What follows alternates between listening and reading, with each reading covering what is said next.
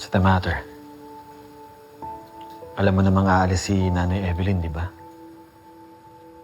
Pero wala sa usapan namin na magsarili siya at hindi pa alam sa akin kung saan siya pupunta.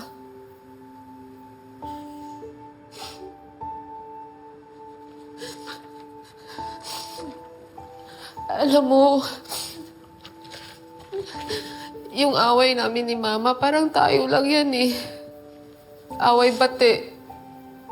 Pero kahit ano pa yung tampuhan namin dalawa, hindi magbabago yung pagmamahal ko sa kanya.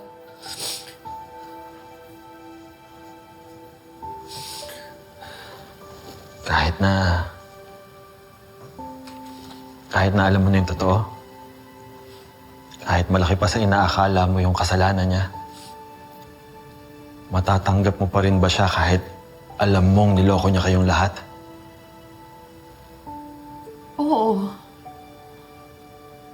Di ba pag mahal mo, hindi mo i-judge, hindi mo itataboy, hindi mo susukuan. Sana nung panahon na hinang-hina si Mama at nilalabanan niya yung tukso, sana lumapit siya sa akin para matulungan ko siya maging matapang at hindi siya nagkasala. Kaya, importante talaga yung magiging honest at yung communication. Love, sorry ha. Hindi ko agad sinabi sa'yo yung tungkol kay Mama at Dad. Kalimutan mo na yun. Tapos na yun.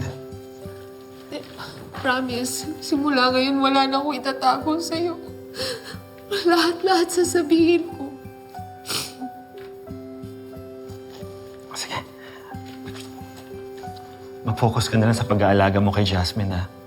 Ako nang bahala sa paghahanap kay Nanay Evelyn. Tatawagan ko lahat ng contacts ko sa pulisya. Baka sakaling matulungan nila tayo sa paghahanap kay Nanay Evelyn, ha? Salamat.